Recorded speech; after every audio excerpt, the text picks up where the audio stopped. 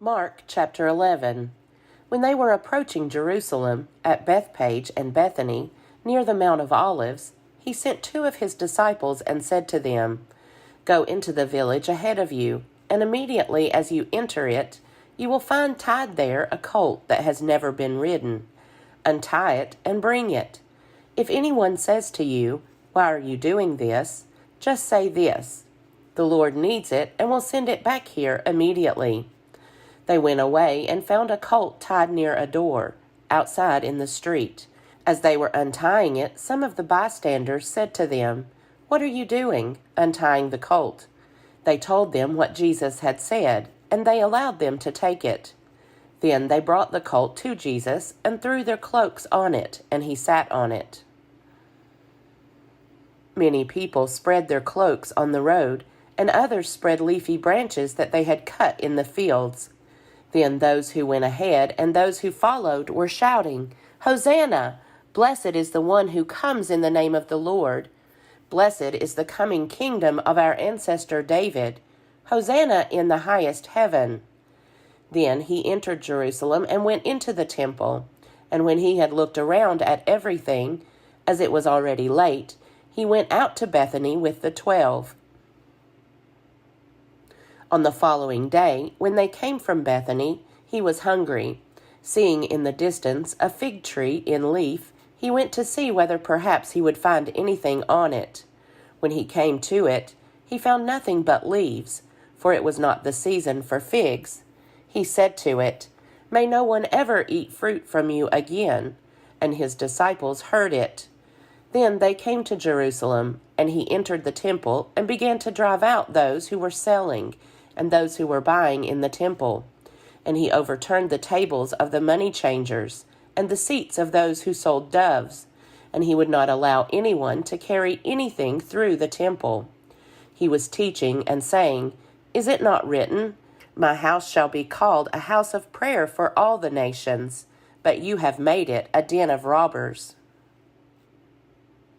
And when the chief priests and the scribes heard it, they kept looking for a way to kill him, for they were afraid of him, because the whole crowd was spellbound by his teaching.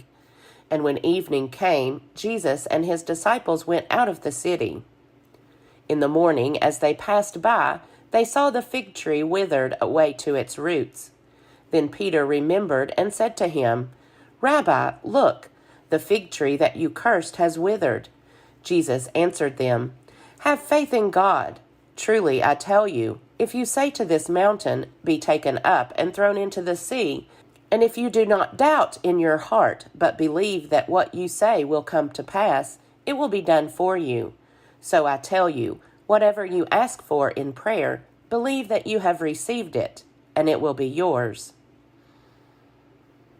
Whenever you stand praying, forgive if you have anything against anyone, so that your Father in heaven may also forgive you your trespasses." Again, they came to Jerusalem. As he was walking in the temple, the chief priests, the scribes, and the elders came to him and said, "By what authority are you doing these things? Who gave you this authority to do them?" Jesus said to them, "I will ask you one question. Answer me, and I will tell you by what authority I do these things. Did the baptism of John come from heaven, or was it of human origin? Answer me." They argued with one another. "If we say, 'From heaven,' he will say, 'Why then did you not believe him?' But shall we say, 'Of human origin'?" They were afraid of the crowd, for all regarded John as truly a prophet. So they answered Jesus, "We do not know." And Jesus said to them, "Neither will I tell you by what authority I am doing these things." John chapter 12. 6 days before the Passover, Jesus came to Bethany, the home of Lazarus, whom he had raised from the dead. There they gave a dinner for him. Martha served, and Lazarus was one of those at the table with him. Mary took a pound of costly perfume made of pure nard, anointed Jesus' feet, and wiped them with her hair. The house was filled with the fragrance of the perfume.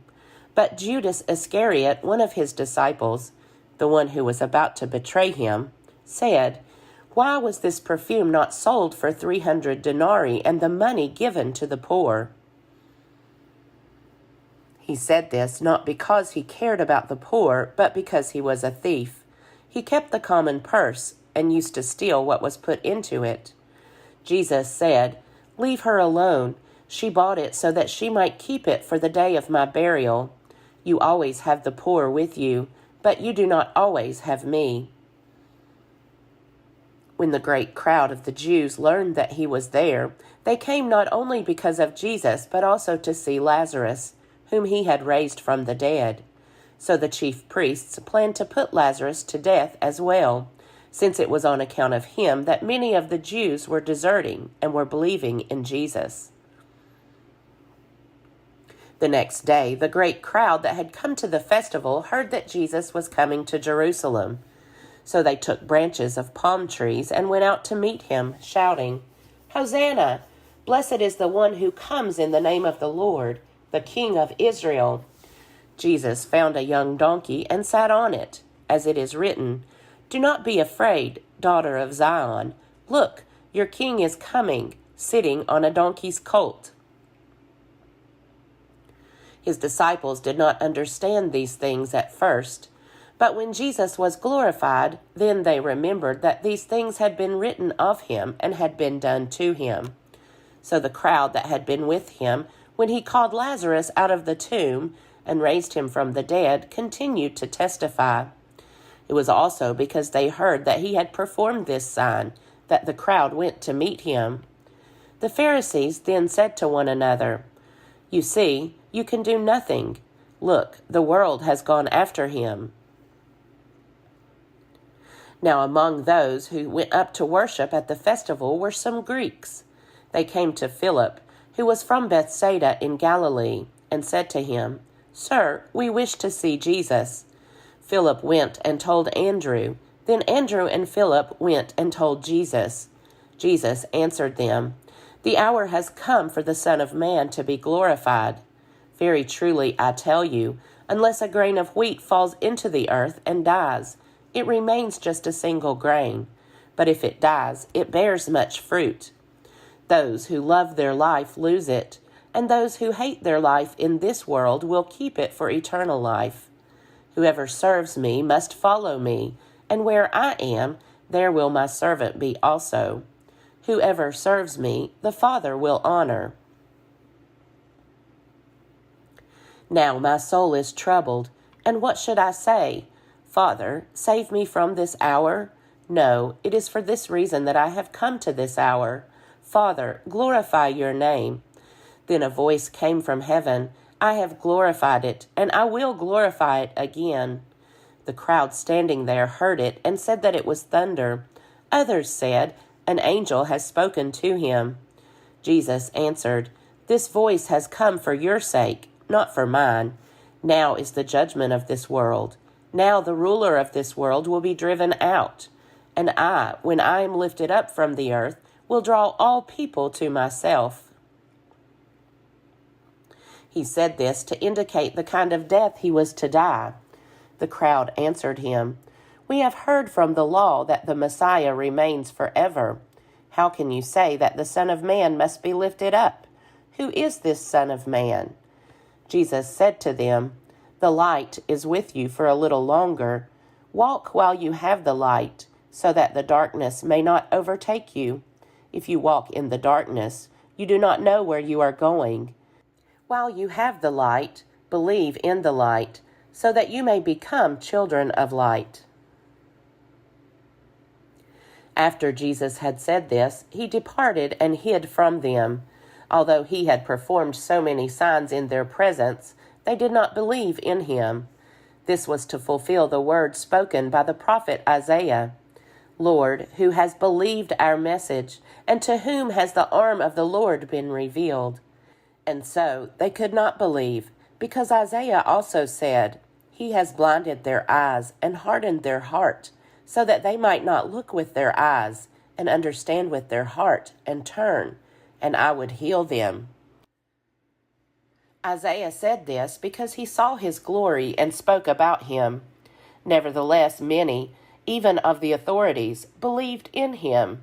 But because of the Pharisees, they did not confess it, for fear that they would be put out of the synagogue. For they loved human glory more than the glory that comes from God. Then Jesus cried aloud, "Whoever believes in me believes not in me, but in him who sent me. And whoever sees me sees him who sent me. I have come as light into the world, so that everyone who believes in me should not remain in the darkness. I do not judge anyone who hears my words and does not keep them. For I came not to judge the world, but to save the world. The one who rejects me and does not receive my word has a judge. On the last day, the word that I have spoken will serve as judge.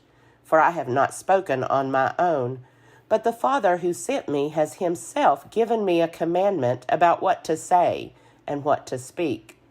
And I know that his commandment is eternal life. What I speak, therefore, I speak just as the Father has told me."